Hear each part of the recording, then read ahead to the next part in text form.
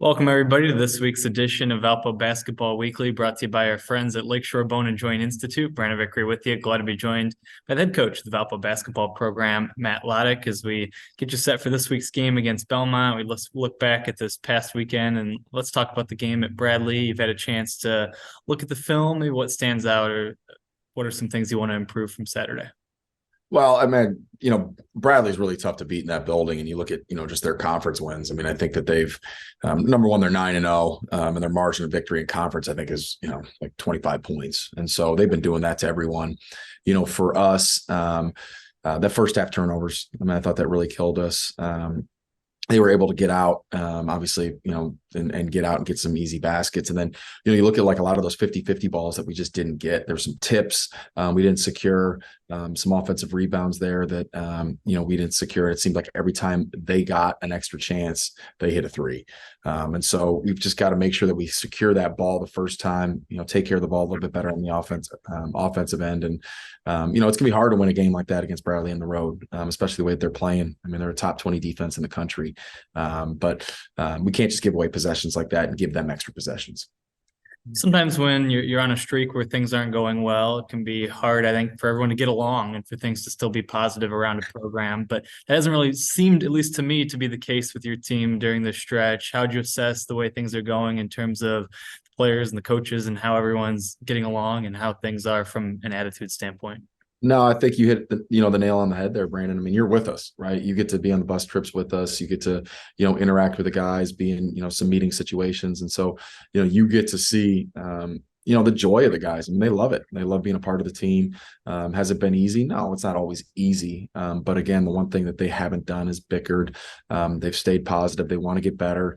And I think they are, and again, I want them to have some results from it, but they are, they're doing a good job of just competing and staying together. And so, that's all you can want as a coach. It gives me a lot of joy to get up and go to work in the morning. And, they're a great group to be around.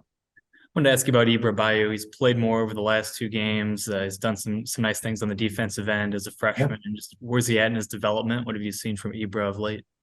Well, right now we're getting a lot more consistency. So Ibra's, kind of his effort was a little bit inconsistent there to start, and getting a lot more consistency. And, there were a lot of moments there, especially in the first half of that game. I mean, Ibra was saving so many baskets with just his activity, his length, and his rebounding.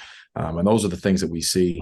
Doing a good job of figuring out the offense, right? It's still, a little bit of a growth process for him, but someone that we are really excited about. Him and Max have been playing big minutes as a freshman, and those are two that you can really build a program on.